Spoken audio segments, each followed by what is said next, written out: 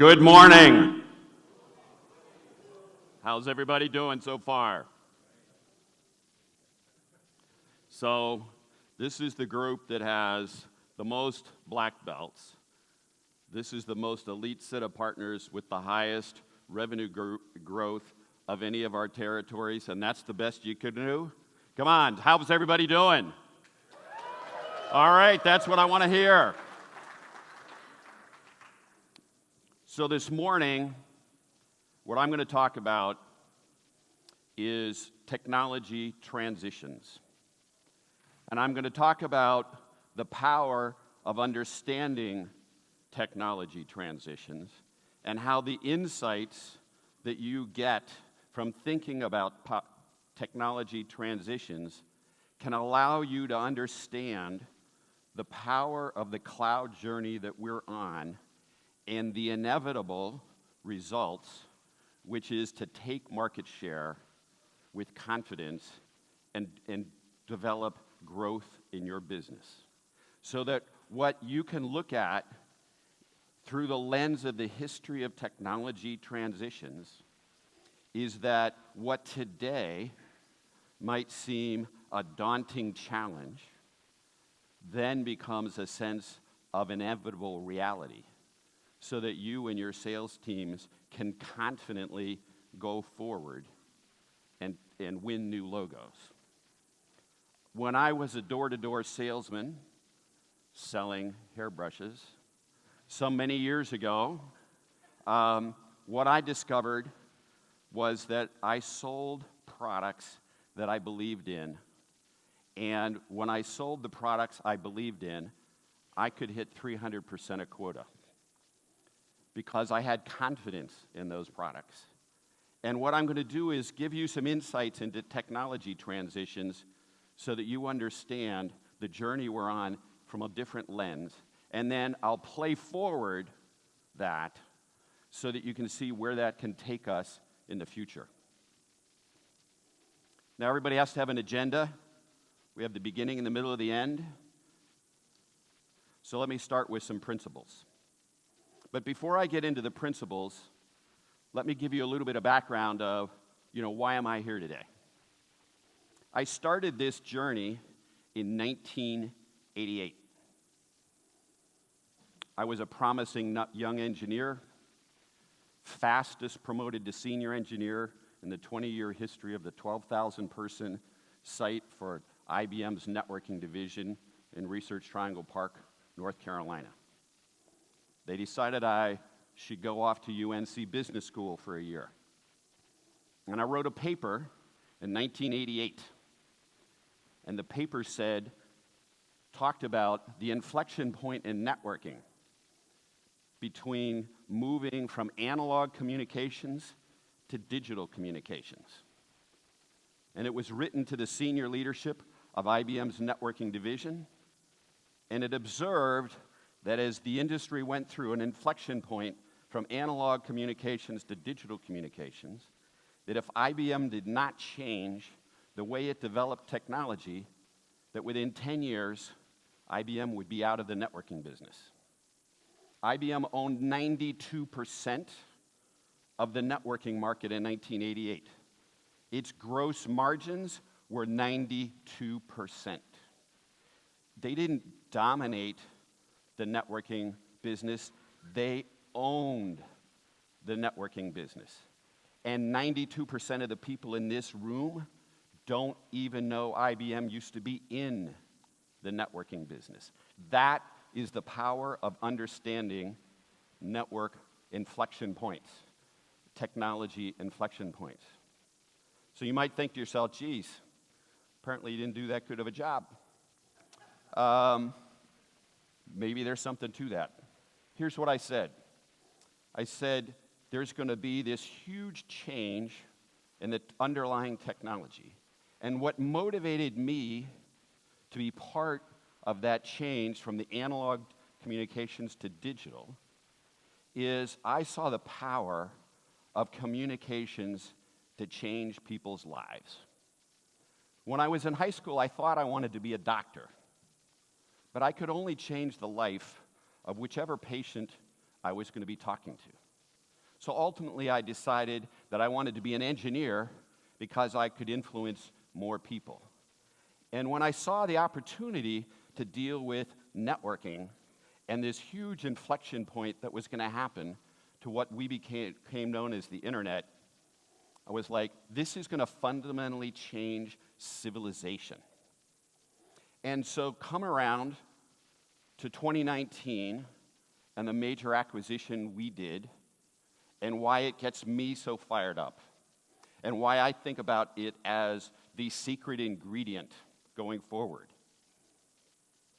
is I see the power of us to be able to extend how communications affects people's lives.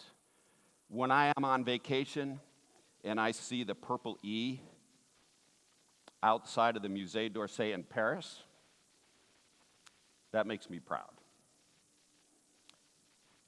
When I go through an airport in the United States, every single airport in the United States is changing their infrastructure for the FAA using extreme networking.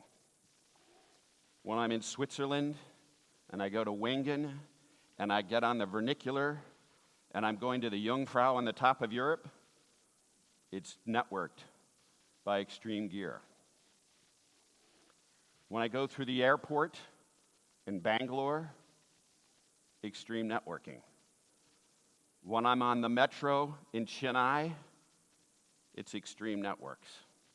We have spectacular customers around the world, and we are fundamentally being able to change the way people live their lives because of the infrastructure that we do.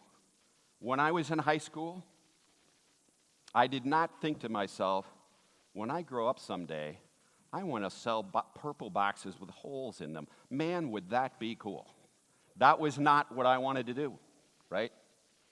That was not what got me excited every day. What makes all of you proud of what you do is the results you have with your customers, and more important, how it affects their lives. That's what gets me excited, and that's what gets me so motivated about where we are right now.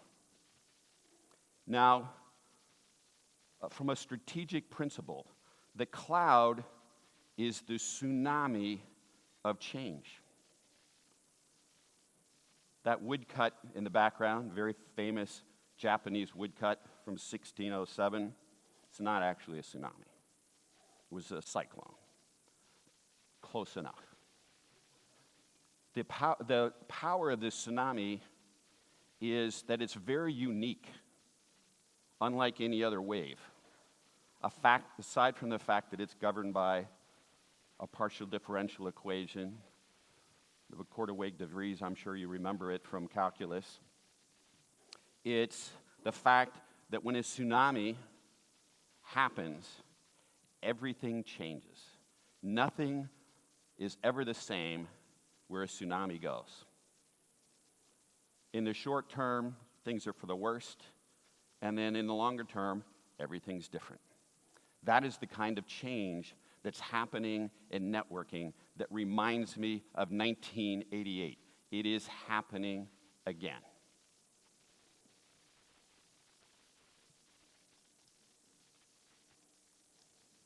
So here's a technology adoption curve. You've all seen it. So who remembers the name of the people on the left side of the curve? What do you call those folks as you have a technology adoption on the left side of the curve? Those are the early adopters, exactly. And who are the people on the far right side of the curve? Those are our customers. Those are the laggards. And then you have the middle majority in the middle of there. So, what happened? The cloud providers, AWS, Azure, Google, they went to the top networking companies in the world. And they said, for our business, for the way we want to change people's lives, for how they get their packages, for how they buy, for how they do things, we need to have a fundamentally different infrastructure. It has to be software driven. It has to have a high degree of automation. It can't use a CLI. It has to have lots of analytics. It has to keep it simple with high resiliency, and it has to be built on open source software. And the networking companies said, that's impossible. You can't do that. That's not the way networking is done. You can't have your cake and eat it too, and also have more dessert. Can't do it. And AWS said, well, if you can't do it, we will invent it. And they said, well, good luck, because it's not possible. And then they did it. And then Azure did it. And then Google did it. Now, for a long time, everybody looked at the Titans as if they were just unicorns and a one-off. And here's what's interesting. I just wrote a blog about the industry leader is not who you think it is. So if I was to ask you all, who's the industry leader in networking? Who's driving networking technology? I know who you'd say. And you're wrong. And you've been wrong for 10 years. For 10 years. All of the technology that matters, that's changing networking, is being driven by the ecosystem of the cloud. All of it. Linux is driven by the cloud. High-speed optics is driven by the cloud. The best networking chips in the industry are driven by the cloud. The best automation is driven by the cloud. Anything that you can think of that has been making networking better in the last 10 years has been born out of the ecosystem of the cloud. The only exception is the C company came out with a proprietary 2.5 gig option 4 years ago, and nobody cared until it got standardized. Not sure I'd call that a win. Everything that matters has come out of the cloud. Now, what's interesting is there was a crossing of the chasm. The financial services folks said, you know what? For our data centers, we sort of like that idea on the right. What they thought about is, we actually want to make it fast. We want it flexible. We want it agile. We need it to be secure. We need it to be with new technology. And they started to adopt the principles from the cloud providers.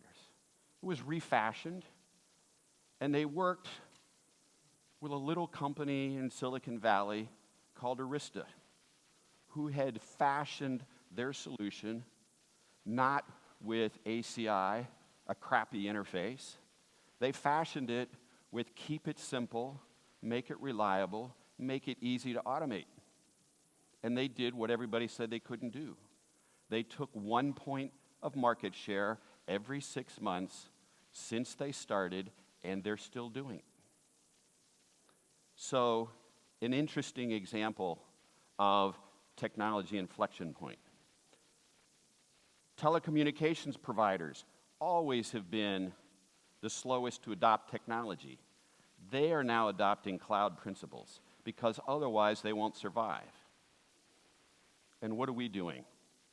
We're going from the edge to the cloud, delivering verticalized solutions, cloud-driven, and we are using the principles and using the technology born out of the cloud to continue to make us better. Exos in 2015 in Lisbon in October, when we had the partner conference, we were releasing 1.5 new releases of Exos a year. Last year, after we made many changes over the last few so that we could do continuous integration and delivery based upon cloud-oriented, cloud-native development techniques, we delivered new releases every 3 months. This year, we'll be delivering new releases every 2 months. Next year, we'll be delivering new releases every single month. Our current cloud can release new releases every 2 weeks. So we are starting to travel at cloud speed. Now, how does that affect this industry transition? So, if you have an athlete who's competing, who might be bigger than you, and look like they have more share, and they have a head start, and they're 3/4 of the way down the course, but they're sort of moving slow.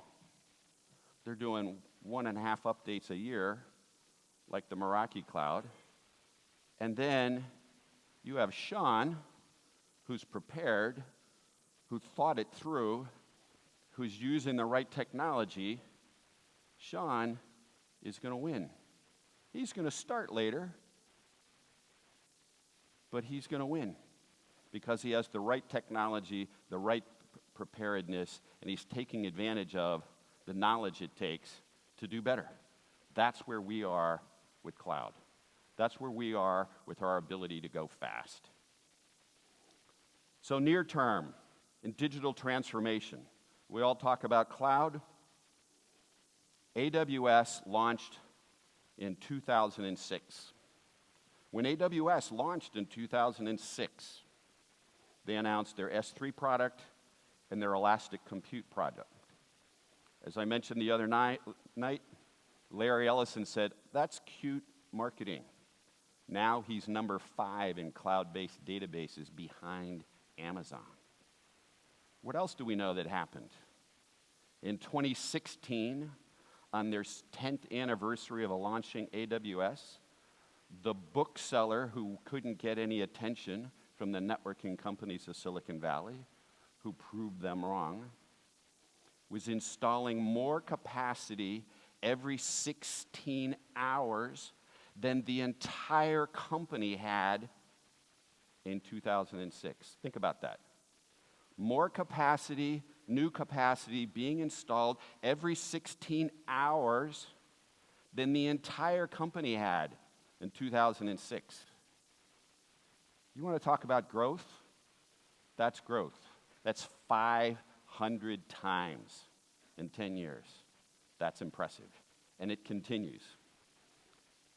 Then we have machine learning, cybersecurity, automation, video analytics, edge computing.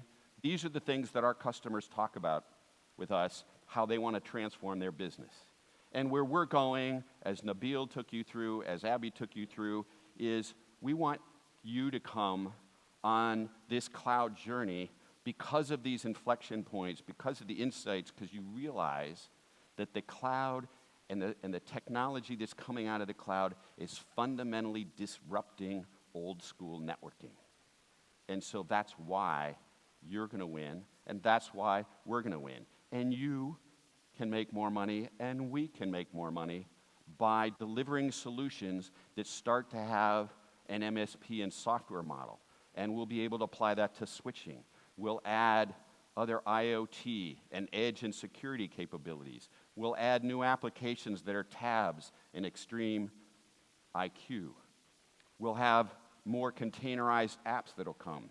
And we are not the 2.7 thousand person company in networking because we have the resources and the technology from Google and from AWS and from Azure on our side of the ball and our side of history.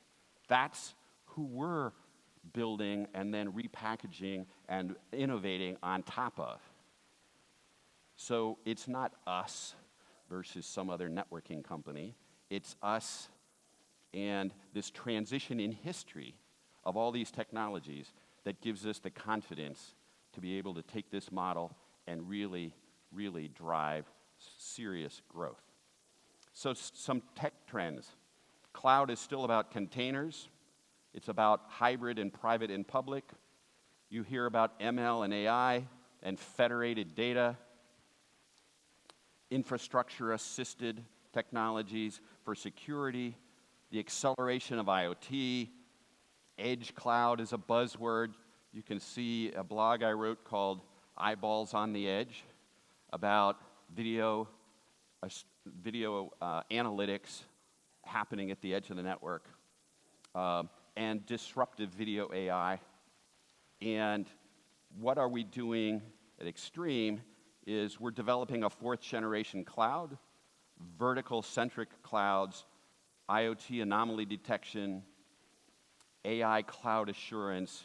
We'll have new IoT wireless devices. We will use the fact that we are in a unique position.